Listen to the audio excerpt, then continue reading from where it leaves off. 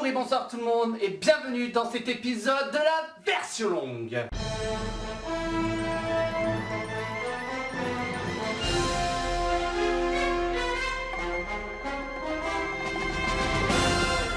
Votre film existe en version longue et vous vous demandez si ça vaut le coup? Je suis là pour vous répondre. Et aujourd'hui, on va commencer avec du lourd. Avec la version non censurée de Very Bad Trip. Est-ce que ce film méritait une version longue? Est-elle réellement non censurée? On va le découvrir ensemble.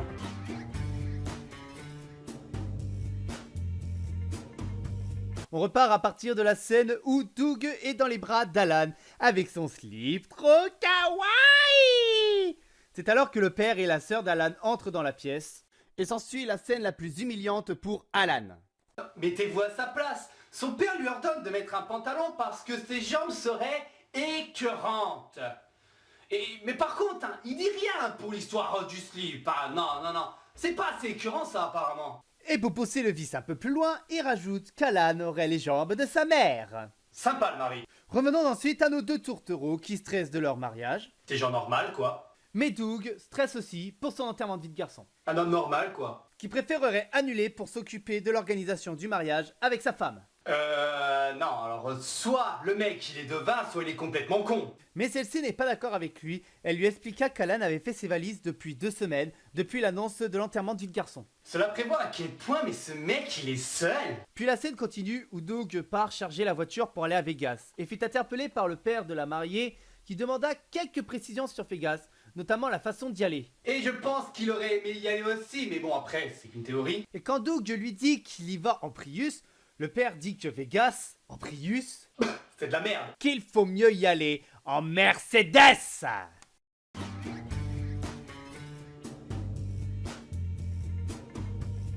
On se retrouve dans la classe de Phil quand il réclame l'argent pour le voyage de toute une vie, selon lui. Et pour ceux qui ont déjà vu le film, vous allez me dire, mais on le savait déjà, hein. Vous avez totalement raison, mais voyez plutôt ce qui a été coupé au montage. Phil parle avec un élève du nom de Max, Fille ou garçon, à vous de choisir. qui dit que sa mère l'a privé de sortie et donc refusé de donner l'argent pour ce voyage. Mais Phil est vicieux.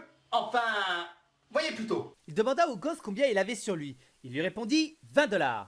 Et Phil lui proposa de payer le reste du voyage s'il lui donne ses 20 $. Que le gamin accepta. Du racket de prof pour aller à Vegas. Vous croyez que c'est légal?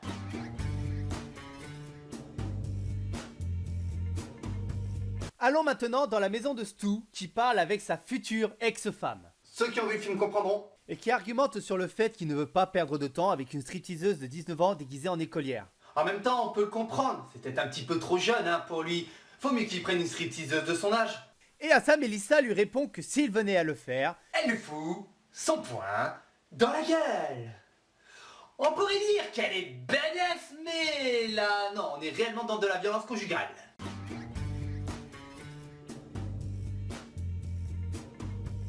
après que nos 4 amis arrivent dans leur site royal, Alan prit un pot sur un présentoir, mais Stu lui demande de le reposer car il faut payer ce qu'il consomme. Et comme monsieur n'a pas envie de se prendre un poing dans la gueule de la part de sa copine Melissa, Il devient extrêmement lourd.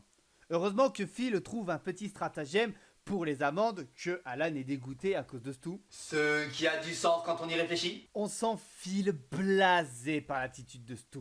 D'ailleurs, c'est la seule scène alternative du film. Vous allez comprendre. La scène Bon les filles, on choisit une chambre, on s'habille et on est prêt dans une demi-heure. change en fonction des versions. Vu que dans la version cinéma, nous avons ça, Bon les filles, on choisit une chambre, on s'habille et on est prêt dans une demi-heure. et que dans la version longue, nous avons ça. Let's pick a room, let's get dressed, be ready in 30 minutes. Ça crée un changement d'humeur, non?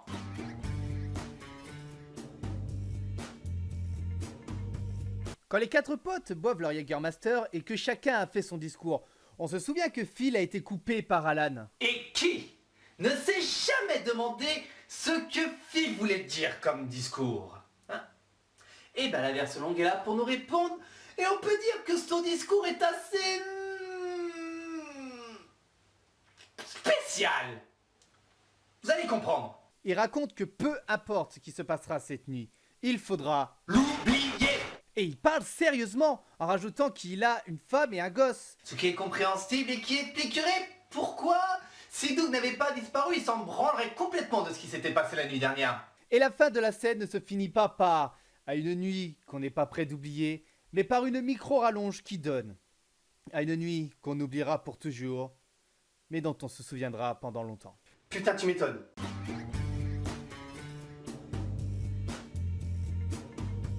La scène de l'ascenseur où nos 3 compères descendent à la suite de leur réveil a été un peu rallongée. Grâce à Stu. Vous allez voir que grâce à lui, les scènes sont souvent rallongées. Phil lui dit qu'il devrait être fier de lui et de la soirée qu'ils ont passée. Et c'est là que le petit Calimero va encore se plaindre, en lui rappelant les faits. Il a perdu une dent, il y a un tigre dans leur suite, leur chambre est complètement détruite et ils ont trouvé un bébé. Ça aurait été pour l'argent. Bon, ok, on aurait compris. Mais là, il a quand même juste peur de se prendre le poing de sa copine dans la gueule. Mais mec, c'est tout, mon gars. Réveille-toi!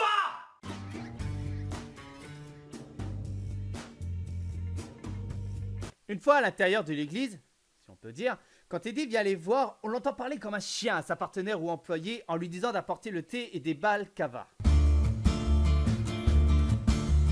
Le balcava est un petit dessert à base d'amandes, de pistaches, de pâte philo, de noisettes et de miel. Bon appétit. Et quand la demoiselle passe à côté de lui, il lui claque le cul en disant qu'elle a un beau cul et rien dans la tête. Le stéréotype de l'homme pervers et macho. Et c'est alors qu'il commence à parler de trafic de femmes, en confirmant qu'il peut avoir des femmes d'Europe de l'Est sans problème. Ce qui n'intéresse aucunement nos 3 compères. Alors le petit Teddy un peu casse-couille se transforme en un gros macho pervers dégueulasse et qui ferait du trafic de femmes. La version longue n'a fait que dénigrer ce personnage. Et vous allez voir, c'est pas le seul.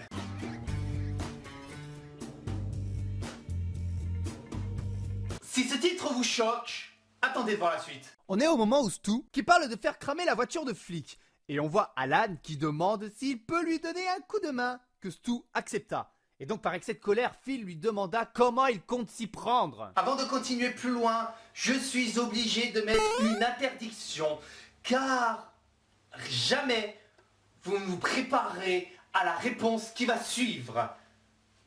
Ça vous va? Vous êtes prêts? Alors accrochez-vous à vos slips car je me lance. Alan explique comment brûler avec un furet imbibé d'essence. Oui, je parle bien de cet animal trop mignon. Déjà l'idée de l'imbiber d'essence, ça a l'air stupide, ça l'est, mais il va encore plus loin. Tu l'allumes ensuite et apparemment son réflexe serait de foncer vers la voiture, car il serait attiré par l'essence. Et cela marcherait aussi avec un raton laveur apprivoisé. Non mais sérieusement, Alan, c'est quoi ton problème? Aucun animal sur cette planète te laissera imbiber d'essence. Mais va te faire soigner, sérieux. Sérieusement, vous vous y attendez-vous à celle-là?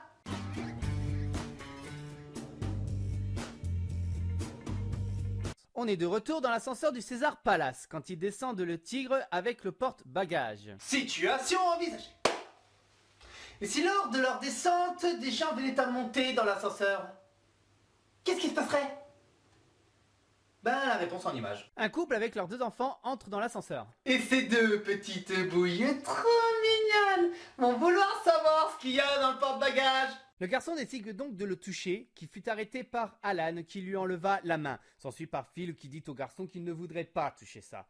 Le père exemplaire dit pareil au garçon. Et si la scène s'arrêtait comme ça serait déjà pas mal. Mais on a juste, vous et moi, oublié un détail. La curiosité des gens! Et donc le père demanda ce qu'il y avait sous le drap. Et Phil lui répondit très froidement, un gros tas de « occupe-toi de ce qui te regarde ». Et pour une fois, c'est Stu qui tente de calmer le jeu en affirmant qu'il avait rien dit de mal. Mais Phil n'est pas de cet avis. Il dit qu'on n'est pas dans un reality show et que les gens se mêlent trop des affaires des autres. Et sur ce point-là, on peut pas le nier, il a raison.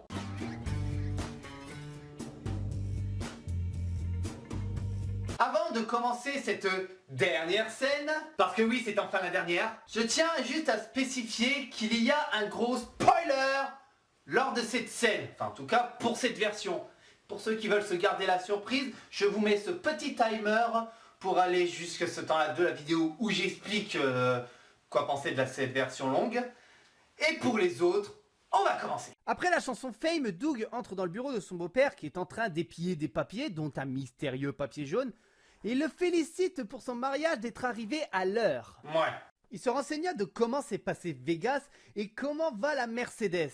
Doug sait à quel point il tient à cette voiture, mais il eut des sueurs froides quand le beau-père prit cette feuille jaune. Car pour ceux qui s'en souviennent, la Mercedes était passée par la case fourrière. Et tout à coup, il retourne la feuille d'un air saoulé en disant comment un gâteau peut coûter 1400 $. Eh ben putain, l'intérêt à être bon à ce prix-là. Mais Doug souhaite parler de l'état de la voiture. Je pense que c'est surtout pour limiter les dégâts, mais le père réagit en parlant des femmes qui ne peuvent pas tenir leur langue.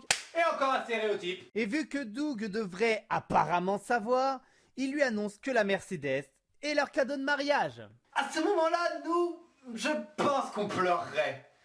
Parce que oui, c'est une putain de décapotable, mais vu les réparations qu'il y a à faire dessus... Doug est heureux et mort de rire. Il le remercie et quitte le bureau. Un cadeau de mariage, ça fait toujours cet effet. Et c'est donc tout ce qu'il y a par rapport à cette version longue. Et franchement, est-ce qu'elle méritait d'exister? Ben plutôt, ouais.